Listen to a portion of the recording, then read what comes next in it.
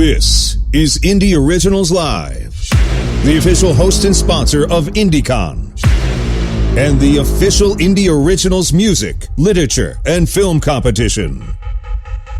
Heard every Friday at 9 on 16 radio stations all across the United States and globally on podcast everywhere. Featuring your hosts, Chuck Fresh and Felicia B. Chuck Fresh, proud to be here with filmmaker, producer, director, and actor, award-winning actor Jake-Estrada. What's up, bro? How you doing? It's great. I'm great. It's great to be here with you again. I'm so amazed with what you've done. Thank you. Essentially with nothing. Yeah. Came out with a full-length picture. Everybody said, no, he's never going to do it. You know, because you run into a lot of these guys that start these movies and they never finish them. It's true, because I remember I was talking with Cecil Gardner. Yeah. He's been making his own, like, little fan film or whatever he's been doing with a few different people, and he was like, he told me after he came out and saw the film that he was amazed that I actually completed it so fast. For so fast, right? Yeah. And how long did it take, you think? About a year and a half. Wow. A year and almost 2 years. You know, it was a process that we worked on the movie, and he was just amazed how fast we got it done and that we actually got it done. So many people don't finish it. Yeah. They start because they don't realize how involved creating a full-length feature film is. It really is just a lot of work. And it definitely is. It's a lot of work. And then you get all the shots together and, like, you know this because you edited it. Right? Yes. And you end up with all these shots from all these different dates, and you have to try to make sense of it. You pretty much spent all summer doing that, didn't you? Yes, it was a task. All summer long, I sat down at home. Every waking moment I had, I worked on it. Yeah. And just continuously worked on it. Yeah. Yeah, I understand. I do a lot of editing myself, and it's just the fact, I'm like, Jake, I just visualized you having these, like, hundreds of video files and all these different folders from different people, because you had different camera people on there, yes, so in different formats, and you somehow had to make sense of all that. So I was amazed what you did as fast as you did. Yes, thank you, because I actually had a flow chart. Good. I sat down. Originally, I was putting it together, and then I destroyed that whole run.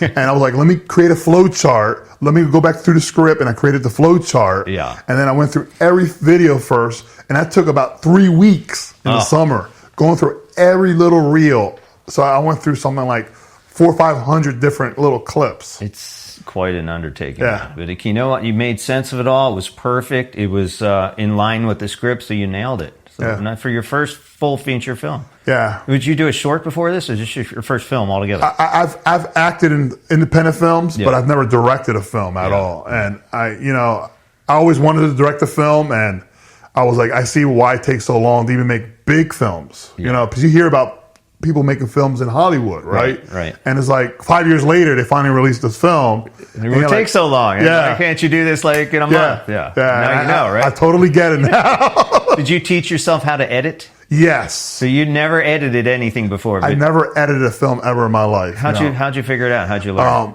I went to a little place called Google University. Yes, I've been there. Yes.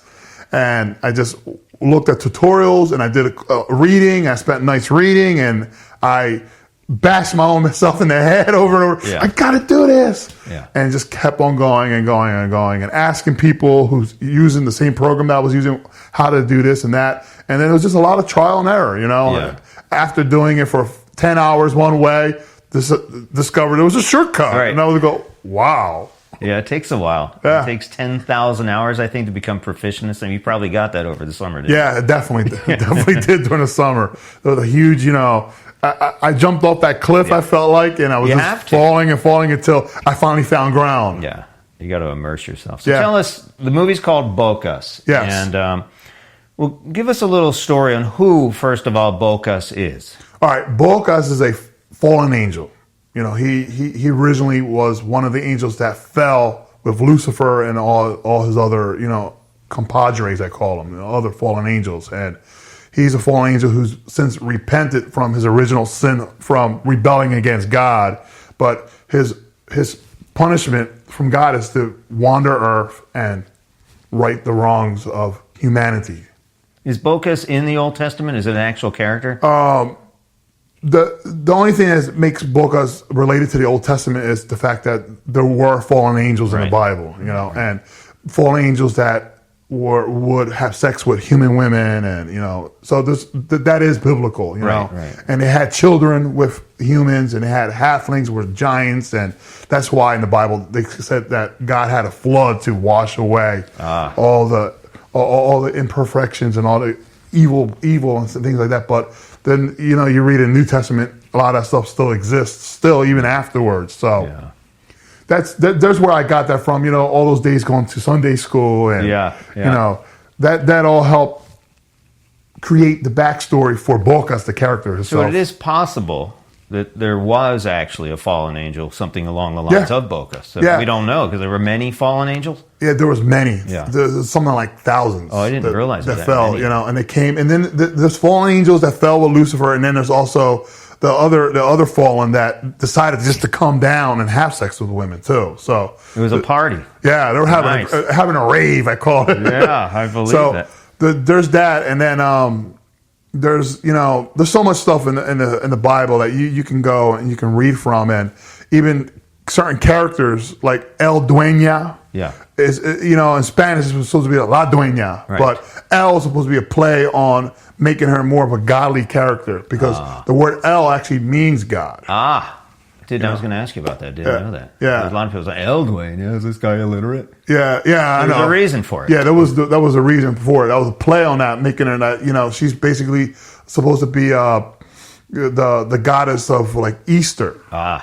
You know, Lilith. Right. You know, so, you know, there's all kinds of stuff out there, and I think in the movie you actually call her Lilith. Yeah, and that's why I hinted towards that, you know. And I played heavily on that. Like, you watch the film. I don't want to give too much away. Yeah, we don't want to give it away at all.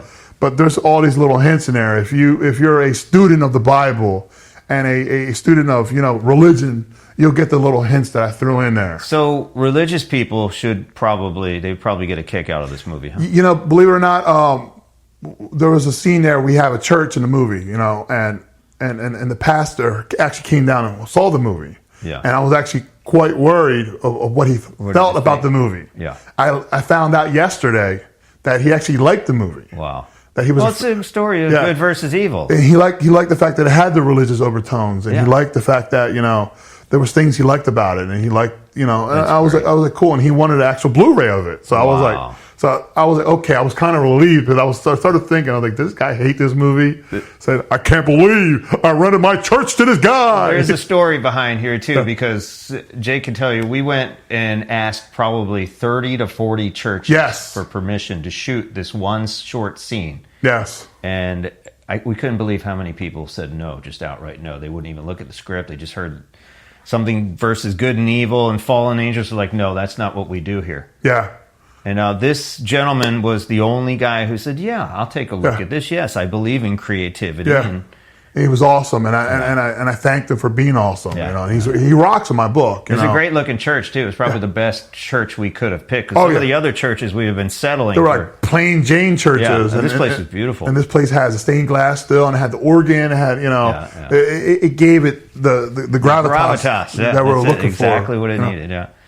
All right, so tell us, where did this Bocas character come from? You know, so I fell in love with comics in an early age. You know, like, I was like 6 years old. My dad brought home a Punisher comic book from Marvel back in the day, and from a roof they did for a 7-Eleven out in Philly. And he brought back a bunch of comics, and right on top it was the Punisher. And I mean, the Punisher, if you ever even watch a TV show on Netflix, it's a violent, very violent comic book and stuff. I mean, the guy killed the villains and kept on going, and he's kind of loony. I fell in love with it because it felt real. It felt like something that could happen in real life.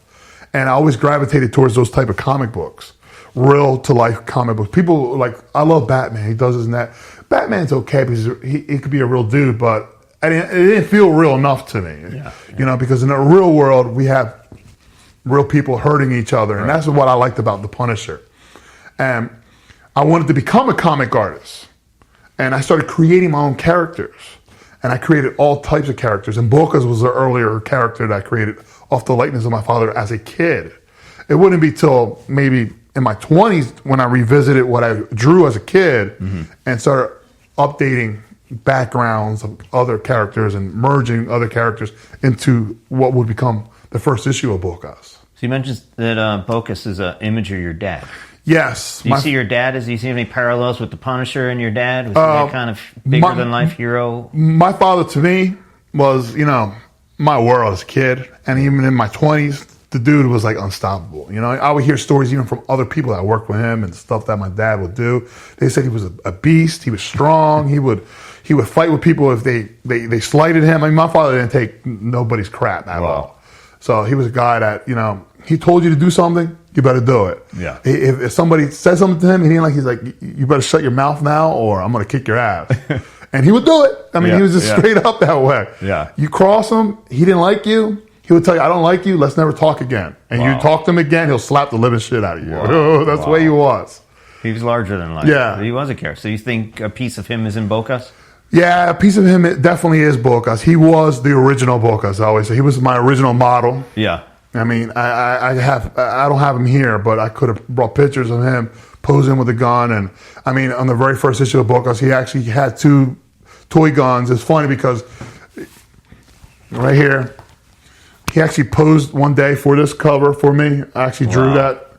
He actually, we had 2 guns. The guns actually were like the old water guns. They look like real guns, but they were water guns, and they both were red. A lot of kids got in trouble with those. Yeah. And then he had like this old beat up denim jacket that he wore. Nice. And black shirt and black pants, and he just like and I drew him, and that's awesome. And that's what he did, and he actually was the cover artist. He was the model for what happened in the story. We went around town taking pictures of him, and I was just drawing, and he would tell me stuff too.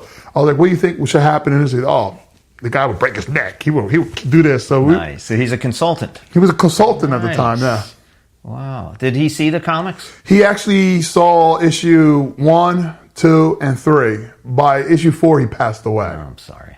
Yeah. I'm sure he would have loved the movie too. Man. Oh yeah, he would have loved the movie. Yeah. He would have laughed. He would have been like, what the hell's going on here? You said, I resonate with that character. Yeah. He might have known that. Yeah. So, thinking about the comic book and how it evolved into this movie, how did the Bocas movie kind of bring something? Do you think it brought something new to the story? Added something to the existing character? Yeah, it did. It added to the character's legacy for sure, big time. Because originally when I started writing the script, I kind of was envisioning it as a continuation of what I left off in the comics and to evolve from the comics into it. So I thought there's a lot of things that I borrowed from the comic, but also there's things that are completely different from the comic that, transitioned better on screen than would have ever been in the comic book itself, I thought. Yeah, it's kind of hard to draw some of that stuff, isn't it? Yeah, really, it really easier is. to tell it visually with a dialogue. Yeah, because, comic books, while you can tell a story panel by panel, you kind of got to look at it as sort of like still shots of an actual story, Right. That's interesting. Yeah. Is there a backstory in Bocas, or you think there will be something coming in the future? I didn't really show Boca's fall in the movie. In the comics, he when he talks about he fell, there's actual backstory to it, and it shows him falling from the heavens as an angel, showing him where he has his wings. Nice. What color were his wings? He in the comic he actually was golden, like he was made of gold. Nice. And his wings were like golden. He was supposed to be an archangel, supposed to be this God's greatest creation. Before man, there was angels, and God created this species of angel that it was an archangel. And in my mind, he was supposed to be like a giant, like 8 foot tall, gold. When he fell to earth, he lost his wings, and he became like gray. Oh, and gray resonated. He was fallen, and in my storyline, and he went around killing people. He didn't care, and then he would later see the error of his ways and repent. And, he hadn't heard God's voice in the story. And when he heard God's voice, when he repented, God told him, his mission would be to protect humanity and roam the earth until the end of time, no matter what. And that was his punishment. Right. But he would hear God's voice. Right. And to him, that was the biggest thing, to hear his voice at least. Was it hard to take this character from the comic book and bring it to life. Was it challenging for you to do that? It was. To kind of visualize an actor playing this person who emulated your dad? Yeah, it was hard because originally I was thinking, well, maybe I could cast someone to play the character, and I kept thinking about it. I'm like, probably I should play the character. The more I thought about it, and then you even talked to me about this. Said maybe you should do it. Yeah. And I started thinking like he probably is right because people say I don't see it, but people say I look like my dad a lot, and I'm like, but yeah, my dad was like 6'1", and here I'm 6'9" and kind of chunkier. Well, But people say I look like him still, and I was like, well, and I said, well, I'll do that in honor of him, and and everything else, and it was kind of hard though, to do that, to actually make yourself this character that you envisioned as your dad, and become him, so to speak. It was hard, definitely very hard. Did you actually channel your dad's personality into the character when you were on screen? Yeah, I was trying to channel him enough because my dad was kind of a guy that was quiet too, kind of like he's no nonsense but quiet. Yeah, kind of quiet. He would talk if you talk to him, but he would be the kind of guy who would sit there in the corner and just.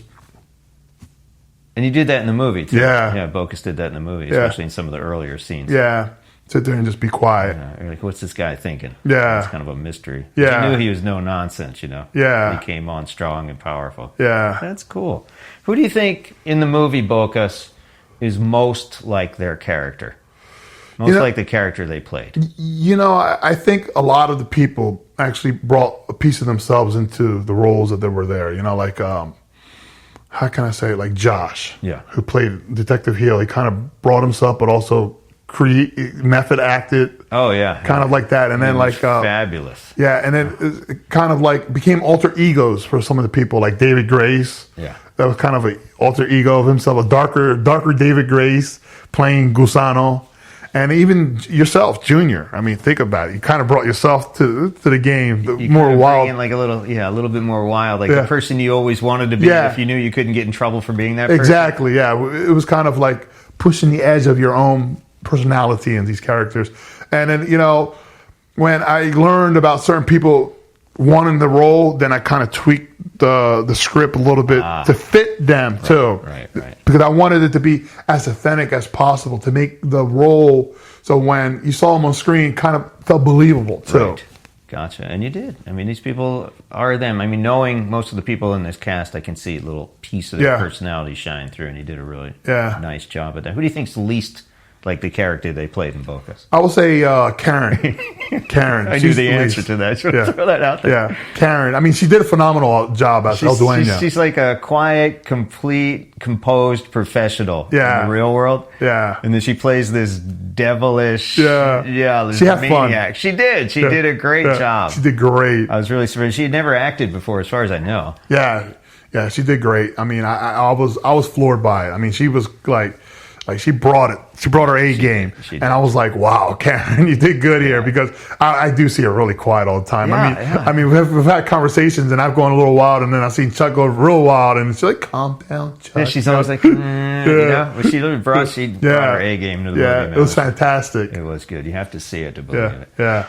So you wrote, directed, and starred in this movie. Yes. Do you find it, you see all these other Hollywood types do this, and you're like, how can you actually do that? How can you star in it and write it and produce it and direct it? Do you find it hard to wear all those hats, or did you find it hard? It was hard because, even though I was directing the film, I had to have good cameramen that would give their input. I had to have good actors giving their input. You have to have a good team because if you don't have that team, then it's really going to start faltering and really get even harder. And to do all that, it's really time consuming, and that was hard, But it was stressing me out. I kept thinking, like, man, how am I going to do this when I've never even really directed a film? Yeah. I starred in other indie films, but that's easy. I just come, do my role, and I'm done. Out of there, I'm gone. I don't have to do anything else. But here, I had to make sure it looked good on camera. Yeah. And I had to believe what my cameramen were telling me. Oh, it looks great, Yeah. And then, there was a scene where we filmed earlier at Love Bugs, you remember? Yeah. And I filmed that, and I hated it. Yeah. I remember I was like, no, we got to go back and we got to refilm that. But you didn't know it till you watched it. Yeah, I had to watch it, and I hated it, and I hated it with a passion, and we went back and we did it completely different, Right. and it made it much stronger. It was a really good scene. Yes. I love Buxton. Actually walking through the back. Actually, I think the whole script changed a little bit too. Yes. You saw that. Yes. And you watched the first shoot. Yes. And went back and changed it. Yeah, I changed it up, made It it. was strong. It came Yeah. back strong a second. That was cool. I was really, what I noticed, too, this was really my first feature film, too, is how much input the actors had Yes. in helping direct, especially Matt Muller. Yes. John. Yeah, well, I call him Matt, so we just call him Matt. Let's just Yeah. call him Matt. Matt Moeller. He's the owner of 9.9 Comics, and he's actually done some directing and filming for his own little TV show that he used to do out of his comic shop. And we brought him in to play a character in the movie, and kind of was emerging. And he actually had valuable input. It was amazing. He had angles that we should do. And he said, let's come back and shoot it this way. Yeah. And it's just something that we had never thought Yeah. of, and it was just... Yeah, he added so much to it. His input was really Yeah, just phenomenal. without his input, I mean, it made it so much stronger. I wonder if that happens in Hollywood films too, if the actors kind of... I'm sure it does, because you hear stories about like actors like Ed Norton, Yeah. where he comes in and he does complete rewrites of the script. Wow. And he goes off script and he adds stuff, and he actually demands to see what's being filmed. Yeah. Even Sylvester Stallone, who, when he's not the director, actually demands to go see what's being done. And then there's another movie with Kevin Costner and what's his face? Kevin Costner and the guy who played Snake Plissken right now. I can't even think of his name. Kurt Russell. Oh, okay. They did a movie where it was called 4,000 Miles from Graceland. Yeah. And I was reading where they both were demanding to have their own cuts of the film. And they both created two different cuts of the film, and ultimately the studios were like, okay, we like a little bit what you did and like a little bit, and they merged. Well, the director's the ultimate boss. Yeah. But, I mean, these people brought so much Yeah. input in here. It actually, I think, just really tied it all together. And that's what it is, because these people they start saying, no, we should film this with it, and then I will do it the way I like Right, it, and right. then we did it their way they liked it, and it helped. And you pick which one you like Yeah, best. it brought the synergy to the whole project. I think it makes people feel empowered too. It does, because it's It's a little piece of me in this now. Exactly, and it brought them, and it made them invested in the project. Right. So what is the last thing you do when you're prepping to play Bocas? Like, how do you get yourself in the mindset? Like, I'm about to go on screen now and play this larger-than-life fallen angel hero. So I thought a little bit of my father, how he would do it, and then I also would think about crap that I went through as a kid in Philly, living in Philly.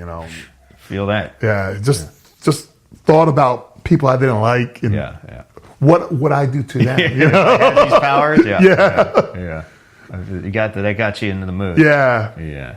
Anyone in particular? No, we probably shouldn't mention. Nah, I wouldn't name Let's names, not but mention those. So besides yourself, obviously, who in Hollywood, what Hollywood actor could you see, say you're too tired or busy in another project, and Hollywood calls and say, you know what, we want to film Bocas. Can you come out? No, I'm busy for the next 6 months doing something else. Who would you choose to play Bocas? Yeah, that's a great question. Like big Hollywood studio ball. Let's just say there's not many people who are 6. What are you, 6'12"? 6'9", yeah, 6'12". Sometimes the shoes and high heels, right? Yeah. So who would you? I mean, obviously you can't find somebody of that height. I would imagine a Hollywood budget, and they decided to recast the role.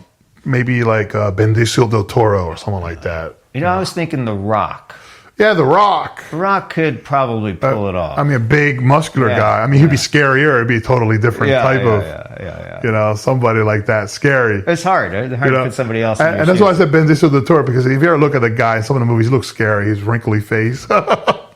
So, without giving the whole story away, because we want you to see Bocas. Yes. It's available on Blu-ray now? Blu-ray, yes. Can you stream it online yet? Not yet. We're working on that. We're getting it closed captioned, and then eventually we will be on Amazon Prime. So by the time you see I'm this, kind of like working the theaters a little bit and the Blu-rays before, but by the time you watch this, it may already be there. So check Amazon Prime and keep checking our websites, our Facebook page, and stuff like that for info about that. For sure. So it's on Blu-ray now. Where can you get the Blu-ray? You can directly go to bocasmovie.com or go to our Facebook page and directly message us, and we'll send you PayPal button or Will you whatever. autograph it? I'll autograph it. Are there posters available? There's posters. We have posters. We have. There's a book. There's also a trade. Show us the trade We have a publication. trade right here. What is this? Tell us about this thing. This trade is the original. It collects the original black and white series that I did, years back with my father. It has the original art in it, as you see, and it goes all the way to more modern stories. They're hard to find. Cool. Boca shorts and everything like that. That's neat. And it's fully available. You can buy this directly from my website or through Facebook or at any conventions I might appear at. I'll have this book with me. Awesome. Can you buy that and the Blu-ray together? Oh, you can buy this together. That's a collector's item right yes, there. this is a collector's. You see my cover here, my face here, my back there. I had to use the picture. Nice work. It was a great picture. Yeah. Tina Grodins took this picture. She did a great job.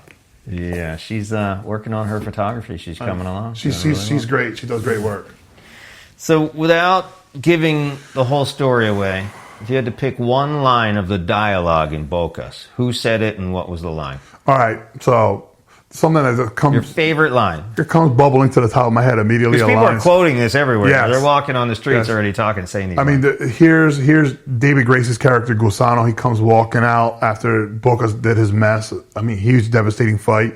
Yeah. And then there's a character laying on the ground, and he's like, that's just a scratch. Here's a wet nap. The guy's bleeding all over. Yeah. So, here, clean yourself up. Yeah. Oh, that's It was great. That's beautiful. great. I mean, people are quoting that line. I mean, the movie came out quite quotable. Yeah, there's definitely some lines in there Yeah. that'll hit pop culture. Yeah. If this thing ever explodes, which is quite possible. Yeah. It could. So, besides this one, what's your favorite movie, Jake Estrada? My favorite movie, believe it or not, is the 1980s version of The Highlander. Really? Yes. Sean Connery. Sean Connery, Nice. Christopher Lambert, Clancy Brown as Kurgan. There's a line in that movie that always made me laugh where he's inside a church, Clancy Brown playing Kurgan, and there's a nun there, and he turns around to the nun and he starts screaming, I'd rather burn out than fade away. Nice. Who's your favorite actor? My favorite actor, believe it or not, is James Arness from Gunsmoke. Really? Yeah. Wow, old school. Yeah, he was a great actor. Tall guy. Yeah. Played Marshall Dillon from Gunsmoke. That favorite TV show would be Gunsmoke. Yeah. And I watched that with my dad, and we used to watch it. And that guy was a great actor. I thought, he brought something to the role. It was believable. Yeah. He had the limp and all kinds of stuff. And How about favorite director? favorite director would be, believe it or not, Romero. Really? Night of the Living Dead. Yeah. So what do you do when you're not writing or acting or directing movies? I work as a school teacher during the day, and A school teacher? Yeah. What do you teach? right now I'm teaching Spanish and science. Really? Yeah, I was originally doing art, and then I went from doing art to doing computer repairs at the school, and A little bit of everything, huh? I've done a little bit of everything at the school. Many, many hats. Yeah, So that probably helped you in your transition to become a writer, actor, director, producer, yeah, editor, yeah, blah, blah, blah, blah. yeah. That's cool. Life's a journey, man. You like teaching? I like communicating with the kids, reaching out to the kids and telling them that there's more to life than just school, It seems like you'd be a great person for the position of teaching kids how to be creative, like in art, maybe an extracurricular program, or how to make movies. And that's eventually where I would like to go with this. I would like to eventually be able to do a creative class with kids where they can go and make their own projects and do their own things. And that's what initially got me hired as an art teacher at the school where I'm working at right now, because they found my interview that I did a long time ago with Florida Today, helping people in bridges out in Rockledge at the time, and doing art shows and doing Comic Cons and everything like that. And that's what got me hired to do that job. But then eventually I transitioned to doing other things, but they needed me for other stuff when they found out I knew Spanish. But ultimately I like to go back being more creative, helping kids become directors or artists or something like that. That's my passion, to help secure tomorrow's generation so our world continues being creative. Because, in schools across the country, they're doing away with arts programs. And that's what sucks. Yeah, it's big terrible. time. Actually, it's one of the goals. You're involved with Indie Originals. Yeah, part of our situation. and that's our ultimate goal. You know, you and I, we want to make sure tomorrow's generation has music, has art, has all that. Because without a world without no music, no art, it's pretty boring, right? Boring. So that's why we do a lot of our fundraising, and a lot of the proceeds that go from our competition.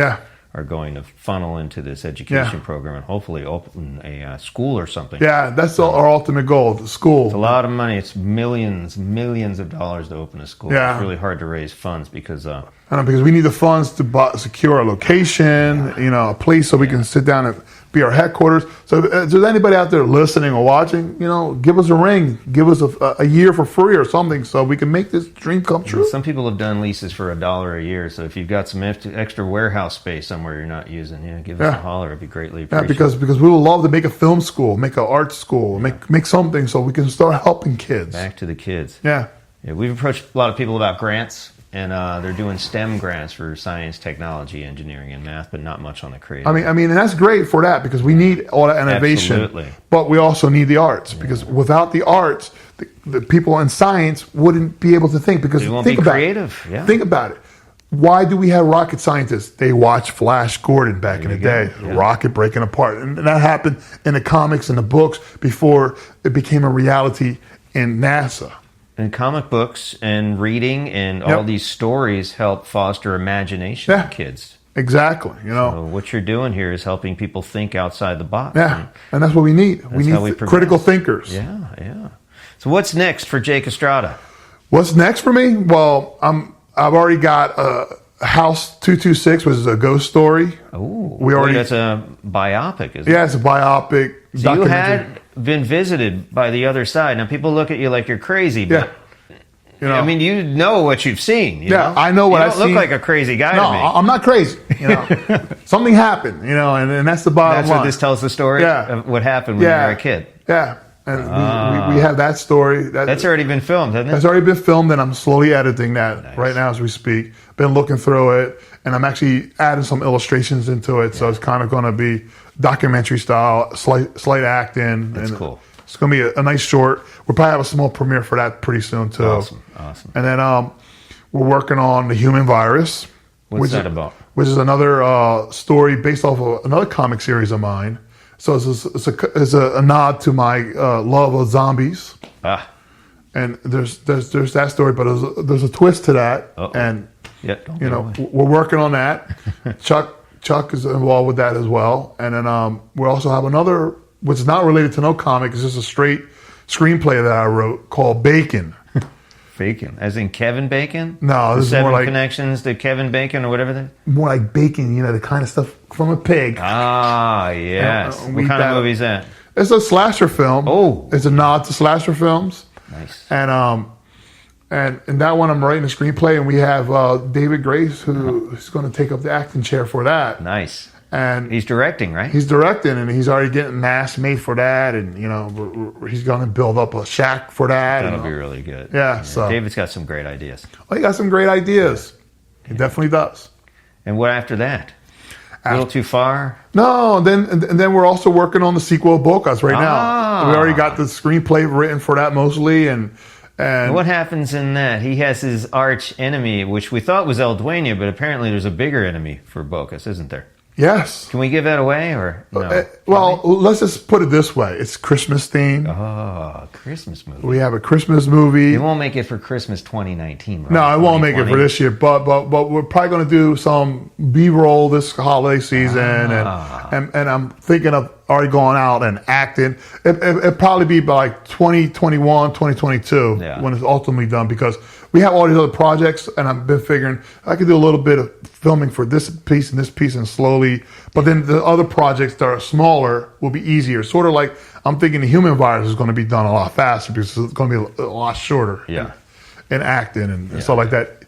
So, but Bocas is much more involved because it has so many characters. Yeah. And that's the thing about acting and bigger projects. That we have a lot of characters, it's a longer process. I forgot how many people are in there. We took the cast shot, and everybody wasn't in that cast shot at the premiere. No. And there's like probably 40 people in that picture. I mean, we were missing like Ellie Lou. We were missing quite a few people. And Kyle wasn't there. And some of the other people. Look at all these people who were involved in this movie. I mean, and that's the thing. There's so many characters. Yeah. And when you have a film with so many characters, the process is much longer. But then you're trying to give each character a reason why he's there. Develop them all. Yeah. You know. But you did a great job. So congratulations on Boca. Thank you. And it's in theaters right around now. If you're watching this when it was first released. Yeah. By the time you see it, it may already be on Amazon. I mean, because we had sold out already at Cinema World, and then we're going to have another theater, and then we're in talks with another theater. So So catch it in the big screen if you can. It's available. Yes. And, there's the Blu-ray, and there's the book, and all these upcoming projects from Jake Estrada. So thanks for coming and talking with us today. Thank you. And lots of luck in the future. Thank you. Can't wait to see what's next. I can't wait either for myself. Chuck Fresh from Indie Originals. We're out. We'll see you next time. Peace, guys. Chuck Fresh from Indie Originals Live with an update on our 2020 competition, which is happening right now. They're all open. Almost seven categories. We're talking about a seventh. I can't tell you about that yet. It's kind of hush-hush. There's a lot of crazy things happening. But what I'm most amazed of is the negativity in the indie creator industry. I mean, come on. There's some people out here we're trying to achieve our dreams. So we have our family, our co-workers, people on the boards that are supposed to support us are bringing us down, saying, give it up, don't get rid of your day job. I say, screw that, man. Chase your dreams, because you're never going to know unless you try. Listen, I'm an independent musician. I'm an independent author. I've written 17, look at that's me. I look orange.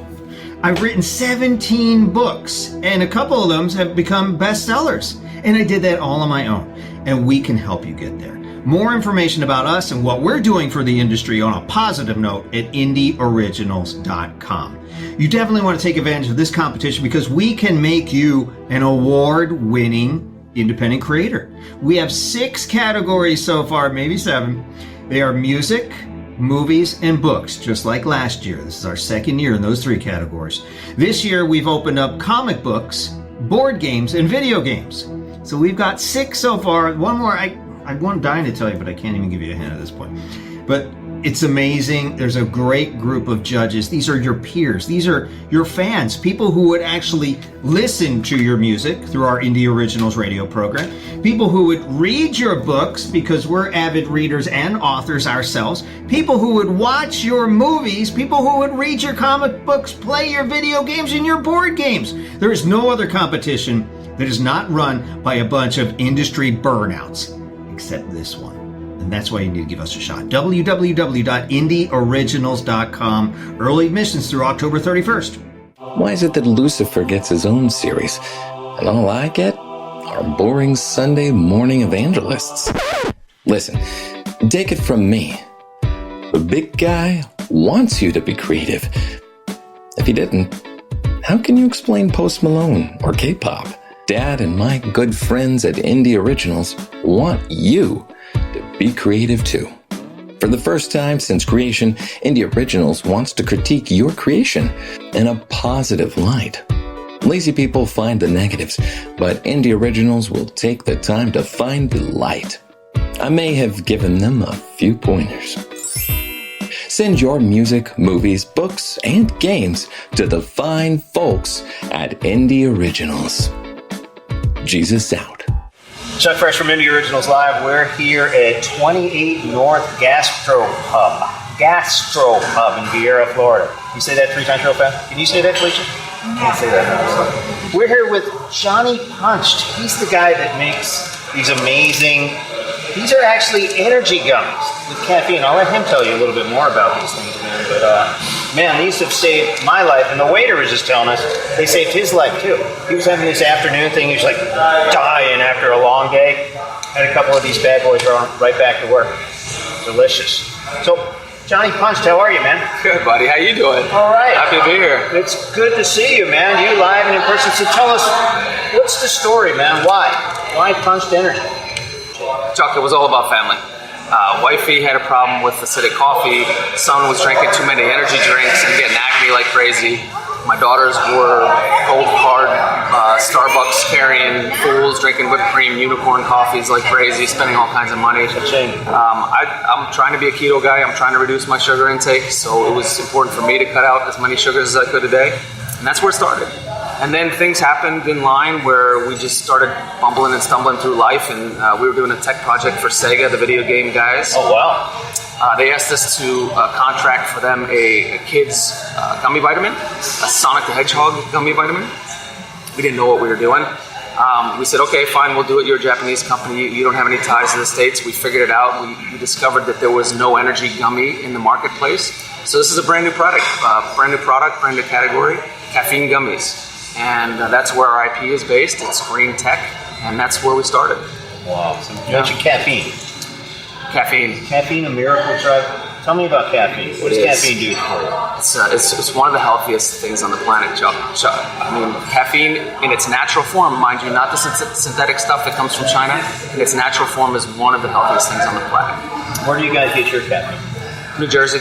New Jersey, really? They grow caffeine in New Jersey? I didn't know that. I thought it was like Hawaii or somewhere exotic. Actually, that's a good question. There's only 3 or 4 plants that do decaffeinating in the States in a natural way. Where we get our caffeine from, our caffeine is actually a byproduct of decaffeinating coffee beans. So they take the caffeine out of caffeine, and you guys hang out, give me the caffeine, give me the... I was wondering what they do with the caffeine. Yeah, and this is pure green coffee bean, Arabica green coffee bean caffeine too, so it's the best and the strongest of the caffeines. You had asked before, what are the caffeines in the natural world? It's coffee, it's tea, and it's chocolate. And coffee is the strongest of the caffeines. Caffeine, in its raw form, tastes like crap. I mean, how do you make... Do you ever bite a no-dose by mistake? It's terrible. And nobody drinks black coffee, right? You put all that sugar and all that cream into it. So how do you make caffeine palatable? So we don't... And crap is a nice word. Caffeine is one of the most bitter things on the planet too. Not only is it the healthiest, it's one of the most bitter. That's the secret here. That's what we had to get over. That was the biggest problem in creating this product. Our IP centers around bitterless or less bitter technology. And so if you stick your tongue in a pile of caffeine today, you won't be able to stand it. Bitter beer face comes on, you can't handle it. It's just one of those things where even though it's the healthiest thing on the planet, it is the most bitter thing on the planet. So I have these headaches sometimes, usually towards the evening. Can punched energy help me with my headache? Yeah, caffeine is a proven vascular constricting chemical. So a lot of the drugs on market today, Excedrin, and even Midol for cramping for women, use caffeine to help fix that problem. That's one of the benefits of caffeine. There's umpteen other benefits of caffeine as well. I heard it actually increases your metabolism. Yep. Increases your metabolism. That's one of the parts of the fat burning effects of caffeine. It's also a thermogenic. It helps increase physical performance, mental performance, and make you smarter.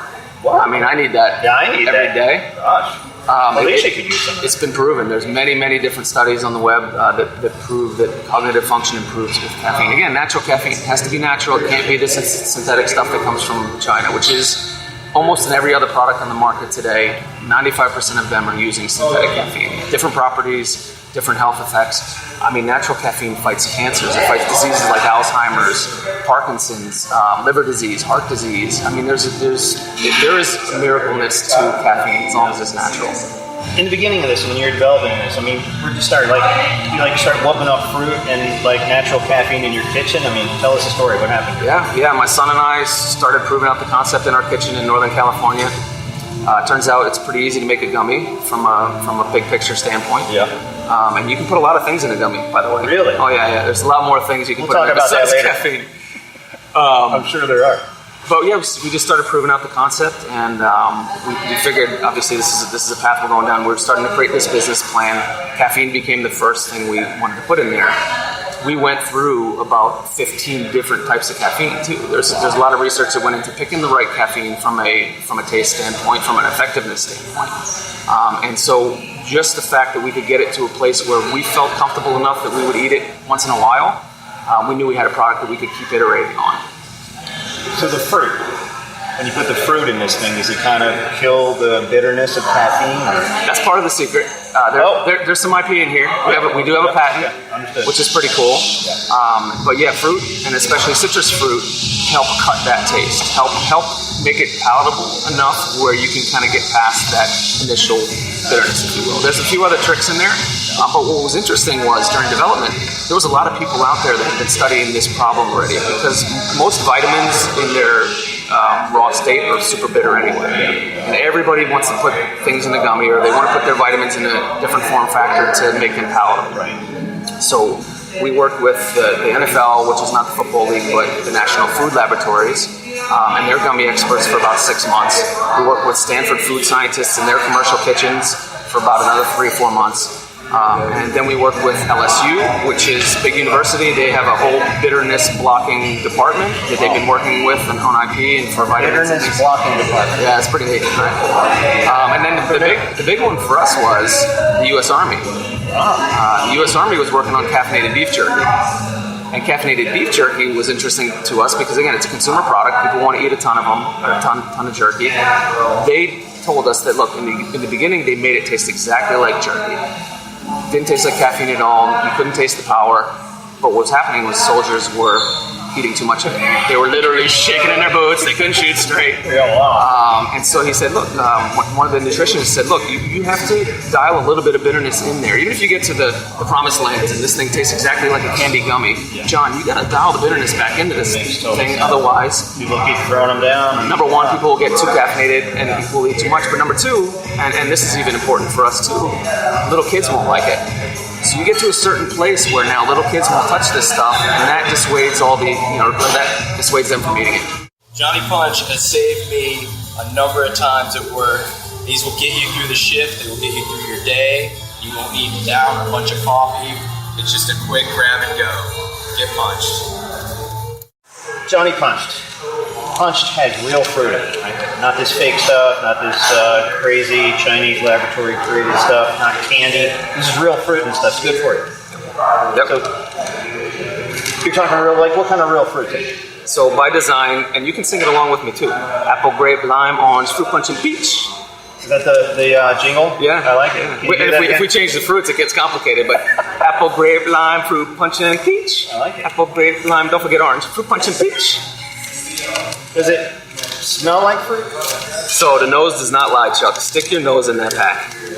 Open that up. You are absolutely going to love it. No, sniff it. So let me give you a little. Let me give you a little tip. So if you're on a crowded airplane, a bus or a train, and it doesn't smell too good around you, just shut your nose in here. And it'll save your life. It smells really good. Alicia, you smell this?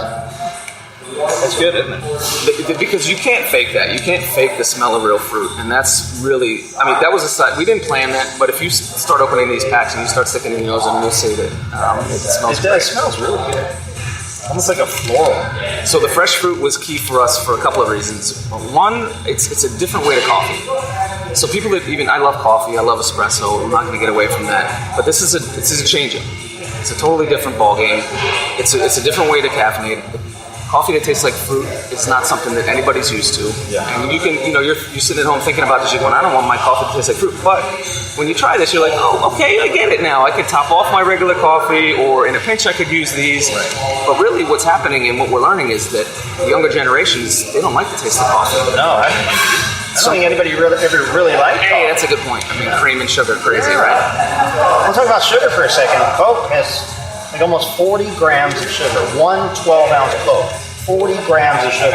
I'm looking at this and it says we've got, 10 grams of sugar in one of these packs? That's right. Yeah, that's the key. The key is sugar's killing us. Yeah. We know that. Everybody knows they want to cut their sugars down.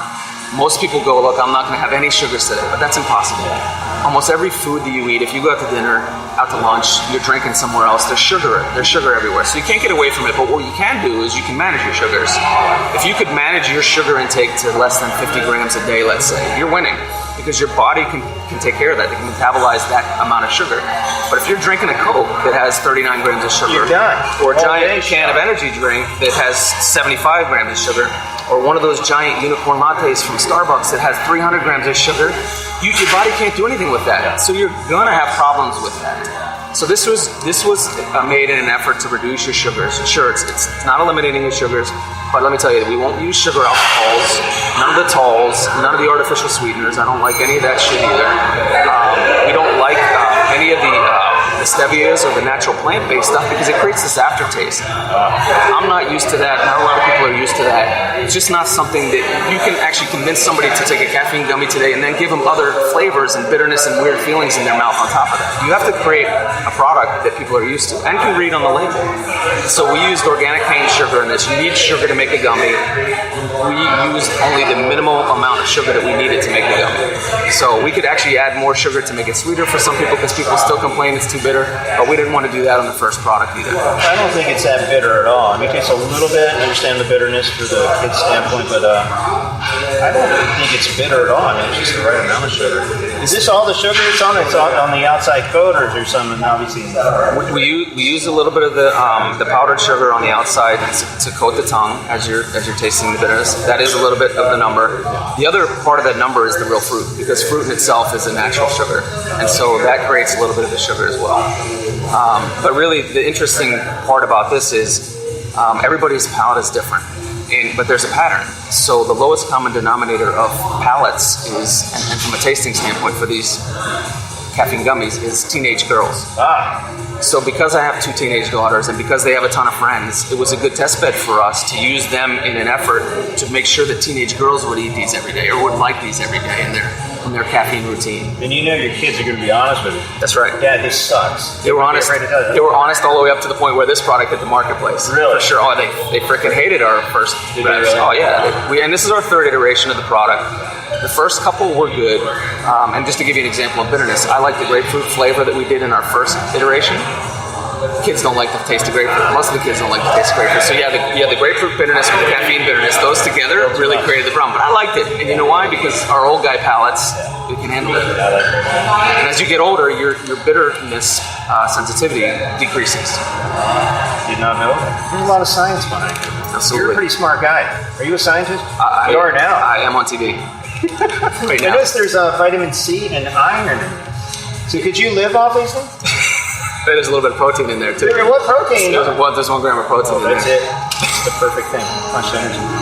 Yes, Punched is both not only an instant energy source, but it is also a dietary supplement. And that's because of what you just mentioned. It does have 33% of the daily vitamin allowance of vitamin C, but it's also low cal, it's low sugar, it's low glycemic. It's all those things, the gluten-free, the fat-free, the dairy-free, the allergen-free, the nut-free, sleepy-free, everything free. It doesn't have any of the tolls, no high fructose corn syrup, and it's non-GMO. I mean, it's everything clean that you would want in a product, and that's why we say it's clean caffeine. Because that's the key. You just want the caffeine, you want it clean, here it is. Dr. Johnny Punched. Now that we've established you are a scientist. 2 p.m. every day, I start getting a little slog, I'm sitting at my desk, usually right after lunch. I understand it's a normal circadian thing. Will Punched energy alleviate that? Will that take that away? Yeah, you're not alone. It's a body clock issue. Everybody goes through it. There's ideal times to take Punched. If you're a normal sleeper, you get up at 7 a.m., you go to bed at 11 p.m., something like that. Mid-morning, mid-afternoon is ideal. If you're going to stay up late, after dinner is fine. These are called dancing gummies at the after dinner hour. Why is that? Well, because they'll make you dance as long as you want them to dance. We like to dance. But yeah, no, that's a real thing. The circadian rhythm is the way your body clock handles daylight, the way your body handles has food and energy and how you process that and what you're doing. I mean, you get up what time every morning? 3 a.m.? 4 a.m., 3 a.m. So if you could wait, ideally, a couple hours to pop caffeine, then your body will use it better. It'll react better. Your body knows it could get by on its own, but you don't necessarily need to get by on its own. You need that little pop. You need that little the brain fog to clear. A lot of people though staple these to their headboards. So I believe it. There is that as well. I mean, if you need a motivational tool to get out of bed, these are them, because you can put them right on your nightstand. You don't have to wait for the coffee to be made. You don't have to stand in line. You just get up and go. But those are the ideal times: mid-morning, mid-afternoon. These come in IV form. We're gonna do a bunch. We're gonna do a bunch of new form factors, and that one's on the list because of you. Like it's at the bottom, but that would work too. Well, we're gonna maybe do a skin patch. I like it. That might be a slow drip, You wouldn't need to worry about the fruit. That's right. You get 3 or 4 of them, and you could do different fruit flavors, like all over your body. Right. That's kinky.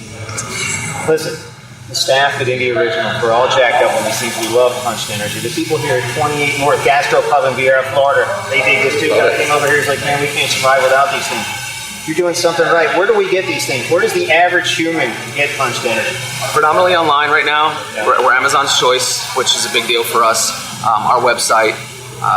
We give out coupon discount codes for first triers. Oh, really? If you don't believe in us, yeah, but you'll love them as soon as you get them. What's the coupon save you? Save you 10-15%, depending on bundles you buy. And then we have bundle deals all the time, and join our mailing list too, because we're putting out all kinds of deals and offers and punched gear. We want to get you to try them. We want to get you to change your caffeine routine for the better. The other thing we say around Punched Energy is we want you to personalize your power, because everybody's different. Everybody has a different caffeine tolerance. What you can do with these is piece together 1, 2, 3, 4 gummies at a time, or more if you're a pro caffeinator. But it's all for you. I mean, you decide when and where and how you use them. A couple other things, we're TSA approved, so you can bring them on any of your trips. Nice. You can bring 100 packs of gummies if you want on your duffel bag through security if you want. Nice. That's how legit these are. You can't get a coffee through TSA. No, you can. Or a Coke. Or an energy drink. Right on the other side. And coffee on the airplanes is terrible, so forget about it. Plus, if somebody stinks, like you said before. That's important. Yeah, that's really important. That's an interesting benefit. What if you could sell smell packets? Well, one other thing, too. I mean, has Chuck Fresh ever had fresh fruit breath? Have I ever? No, I always have coffee breath, and that's one of the things my wife tells me. That's right. I have really kind of laid off the coffee since. Fresh fruit breath? No coffee stains, no coffee stain My sex tea. life is bad. There you go. I noticed that your website is PUNCHD. Why no E? We don't know how to spell very well. Who wants ED, right? That's right. That's what I'm saying. Perfect. Nobody wants ED. Does this cure ED? It does. Blood flow is vastly improved. It doesn't cure it. All right, I got to show you one more thing. Not a lot of people know, this is a special pop-up box. So what you do is you got these little pop-up tabs. You just shove your finger in there. Boom, boom, boom, boom, right? And then you just pop the little side piece. What? Open the top. Just keep tearing. Shut the front door. This is amazing. You can put this right on your desk. And you have a little toy airplane to play with, too. You got a little toy airplane there. And then this is the trick, right? So because the punched fist is perforated, it just pops like that. Oh, shut the front door. You're ready to sell these things for $8 a pack. Yeah, you can put them on your desk at work and sell them for $3 a pack when you're getting them for less than $2 a pack. That's what I'm now instant dollar profit for you. Just don't tell anybody and don't report it. Punched Energy. Johnny Punch, thank you, man. Thank you, for coming on. Thank you for your sponsorship of the Indie Originals Contest. We appreciate that. You guys are awesome. We're going to have some great music and great films and great books and great games because of people like you. Appreciate you. So thanks, man, and thanks for Punched Energy. Love you, Chuck. Chuck Fresh, Johnny Punch, we out. This is Chuck Fresh from Indie Originals Live. You can hear this program every Friday night at 9 p.m. Eastern, 6 Pacific, featuring the hottest independent music and artists from across the globe. I'm telling you, this music is definitely better than any other nonsense you're going to hear on those other radio stations. Indie Originals Live every Friday at 9, only here on the AM/FM 24/7 radio network. Chuck Fresh from Indie Originals Live with an update on our 2020 competition, which is happening right now. They're all open. Almost 7 categories. We're talking about a 7th. I can't tell you about that yet. It's kind of hush-hush. There's a lot of crazy things happening. But what I'm most amazed of is the negativity in the indie creator industry. I mean, come on, there's some people out here we're trying to achieve our dreams. So we have our family, our co-workers, people on the boards that are supposed to support us are bringing us down, saying, give it up, don't get rid of your day job. I say, screw that, man. Chase your dreams, because you're never going to know unless you try. Listen, I'm an independent musician. I'm an independent author. I've written 17... Look at this, me. I look orange. I've written 17 books, and a couple of them have become bestsellers. And I did that all on my own. And we can help you get there. More information about us and what we're doing for the industry on a positive note at indieoriginals.com. You definitely want to take advantage of this competition because we can make you an award-winning independent creator. We have 6 categories so far, maybe 7. They are music, movies, and books, just like last year. This is our 2nd year in those 3 categories. This year, we've opened up comic books, board games, and video games. So we've got 6 so far. One more, I'm dying to tell you, but I can't even give you a hint at this point. But It's amazing. There's a great group of judges. These are your peers. These are your fans, people who would actually listen to your music through our Indie Originals radio program, people who would read your books because we're avid readers and authors ourselves, people who would watch your movies, people who would read your comic books, play your video games and your board games. There is no other competition that is not run by a bunch of industry burnouts, except this one. And that's why you need to give us a shot. www.indieoriginals.com. Early admissions through October 31st. Why is it that Lucifer gets his own series, and all I get are boring Sunday morning evangelists? Listen, take it from me. The big guy wants you to be creative. If he didn't, how can you explain Post Malone or K-pop? Dad and my good friends at Indie Originals want you to be creative too. For the first time since creation, Indie Originals wants to critique your creation in a positive light. Lazy people find the negatives, but Indie Originals will take the time to find the light. I may have given them a few pointers. Send your music, movies, books, and games to the fine folks at Indie Originals. Jesus out.